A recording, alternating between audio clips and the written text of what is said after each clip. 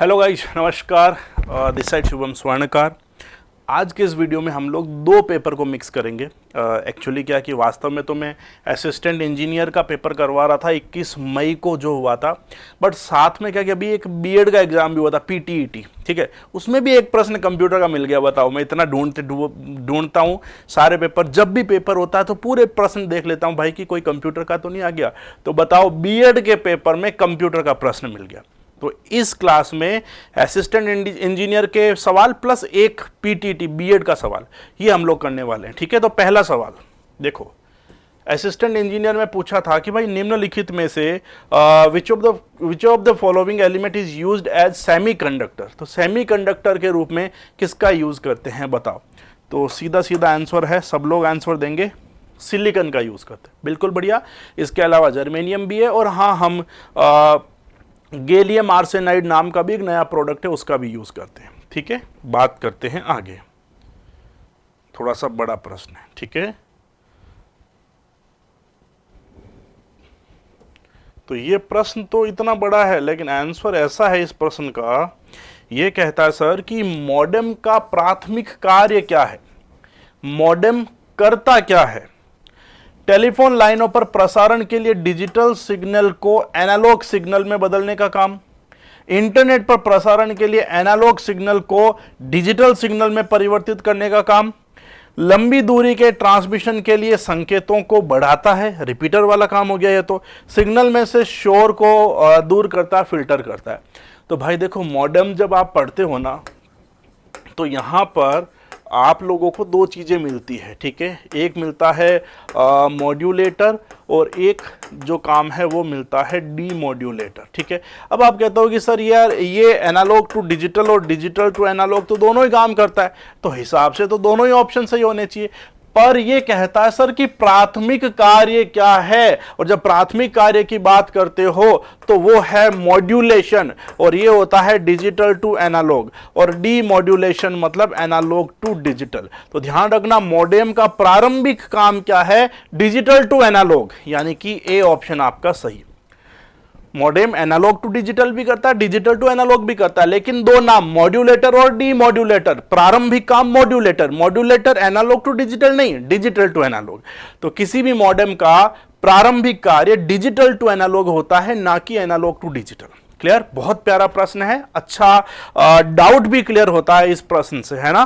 और मैं सोचता भी हूं कि आपको इस प्रश्न में डाउट भी था, एनालॉग टू डिजिटल या डिजिटल टू एनालॉग, ठीक है। तो डाउट दूर होने भी जरूरी है। तीसरा प्रश्न देखो, इतना बड़ा, निम्नलिखित में से कौन सा एक गैर परिवर्तनशील यानी कि नॉन वोलाटाइल मेमोरी है। बस आंसर खत्म। वोलाटाइल आपकी रैम है, नॉन वोलाटाइल आपकी रोम है, कहानी पूरी खत्म।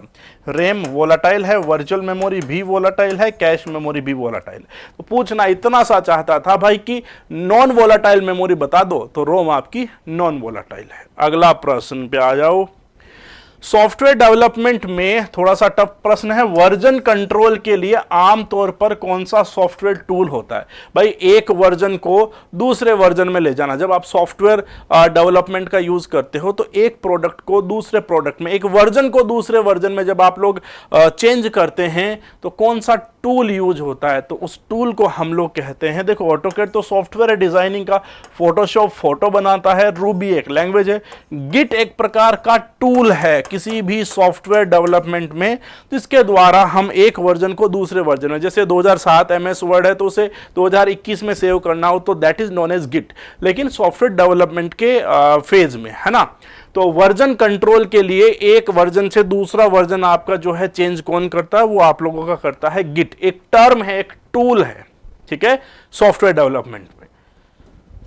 मार्च 2023 में बताओ, पहला अंतरराष्ट्रीय क्वांटम संचार कम्युनिकेशन यानी कि first international quantum communication conclave जो है वो कहां पर हुई थी। ये करंट अफेयर का सवाल है, वो भी आईटी का, सूचना प्रौद्योगिकी का, ये भारत में हुई है भाई, ठीक है। तो मार्च 2023 में किस देश में दुनिया का पहला क्वांटम कम्युनिकेशन कॉन्क्लेव क्वांटम संचार सम्मेलन कहाँ हुआ है? भारत में हुआ। ठीक है, तो ये थे आप लोगों के असिस्टेंट इंजीनियर। अब देखो ये वाला प्रश्न, ये आप लोगों का पीटीईटी बीएड का पेपर 21 मई का। ठीक है, कौन एक भारतीय वैज्ञानिक थे जिन्होंने फाइबर ऑप्टिक्स का जनक कहा जाता है? बस ये थे आपके नरेंद्र सिंह कैपनी। ठीक है, तो ये बताओ बीएड का प्रश्न, बीएड वालों को पता ही नहीं होगा कि ये प्रश्न उनके आने वाला है, बट ठीक है, इसको साइंस से रिलेट करके, जनरल स्टडीज से, जनरल नॉलेज से रिलेट करके इस प्रश्न को दिया था, बट हमें तो कंप्यूटर का प्रश्न मिल गया और मैंने दे दिया आपको। ठीक है, तो ये प्रश्न हमारे जो है वो टोटल, हाँ, दोनों पेपर के मिक्स में 5 तो असिस्टेंट इंजीनियर के सवाल थे, एक आपका बीएड का प्रश्न था, तो बीएड का सवाल भी करवा दिया है और इसका सवाल भी करवा दिया। ठीक है, तो this is all about today's video. Thank you so much, मिलते हैं अगली क्लास में। Thank you, bye.